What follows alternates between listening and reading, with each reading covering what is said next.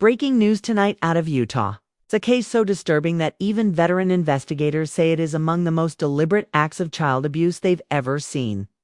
A 5-year-old girl weighing no more than a typical 16-month-old was rescued after being systematically starved by her father.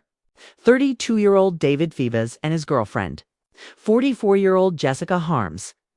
Doctors said the child had reached such extreme deprivation that she had begun eating non-food items to survive.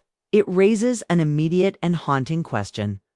How does a parent, someone biologically wired to protect, reach a point where deprivation becomes intentional?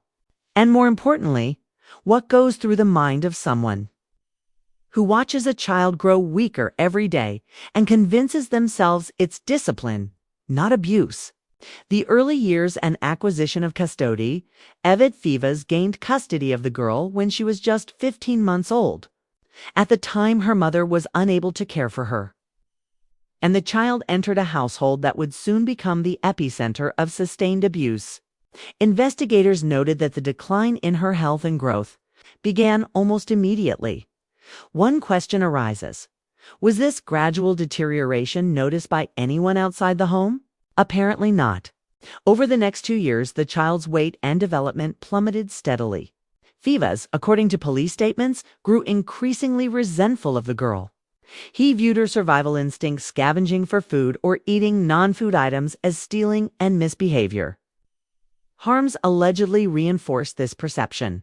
The two adults, investigators say, were fully aware of the consequences of withholding food, yet continued to do so. Control and deprivation control was central to the abuse.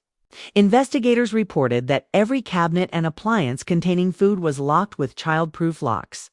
From the parents' perspective, these locks were a response to theft. But experts describe them as instrumental deprivation, a deliberate tactic to enforce obedience and dominance. The girl was also isolated. She was not enrolled in school, limiting her exposure to outside oversight. She was forced to sleep on the floor, sometimes with only a blanket, cut off from normal childhood experiences. Here we can ask, why isolate a child? Experts in criminal psychology explain that isolation allows abusers to maintain control, hide evidence of neglect, and prevent others from recognizing the abuse. The combination of deprivation and isolation is a pattern seen in highly calculated abuse cases. Signs of desperation. Medical staff reported that the girl had resorted to eating items like Play-Doh and wax to survive. Police noted this was not overeating but a survival strategy. In child psychology, eating non-food items is considered a late-stage manifestation of extreme starvation. The body drives the child to consume anything that might sustain life, overriding natural aversions. Investigators observed that another child in the household did not experience these conditions. This shows the abuse was selective, intentional, and targeted. One cannot help but ask, how does an adult rationalize punishing a child simply for trying to survive? Fivas himself reportedly admitted that he resented the girl.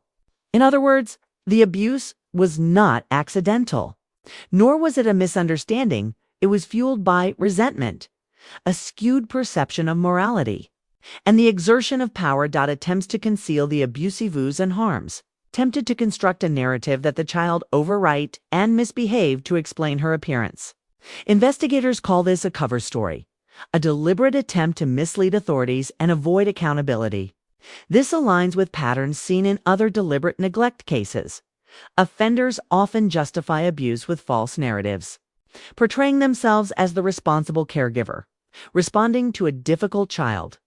Medical intervention and evidence of intentional harm. When the girl was finally brought to the hospital on August 30th, 2025, doctors immediately noticed the stark disparity between her physical development and what would be expected for her age. Within 2 weeks of receiving consistent scheduled meals, she gained nearly 9 pounds. This rapid improvement provided clear evidence. The malnourishment was not medical but environmental and deliberate. Investigators concluded that the abuse had persisted for at least 2 years. During that time, Fivas monitored the child's access to food, imposed extreme controls, and used isolation as a method of punishment. Experts note that this is a pattern of methodical, intentional abuse, where survival behavior is punished and natural human development is obstructed. Psychological analysis from a psychological standpoint. Several dynamics intersected in this household. Authoritarian control, dominance, exerted without consideration for the child's basic needs. Moral disengagement, the ability to harm someone and rationalize it as justified. Resentment, escalation, targeting a child as the repository of adult frustrations. Cognitive rationalization, constructing narratives that excuse or conceal abuse. Experts explain that these factors combine to create a closed system where abuse could continue undetected. The child's survival instincts were consistently misinterpreted as misbehavior. Reinforcing the cycle. Aftermath and reflection once removed, the girl began to recover physically under structured care. Yet experts caution that psychological recovery will take much longer. Trauma from prolonged deprivation and isolation can affect emotional regulation, trust, and attachment for years. This case raises a series of urgent questions. How do parents justify intentional abuse? How can such neglect go unnoticed for years? What warning signs might neighbors, teachers, or social systems look for? The story is not just about neglect.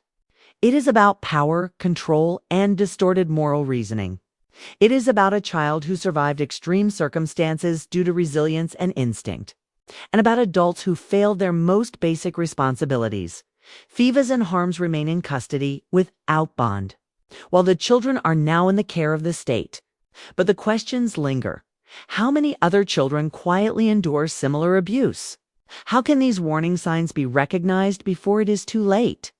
And what does it tell us about the psychology of those who harm the most vulnerable?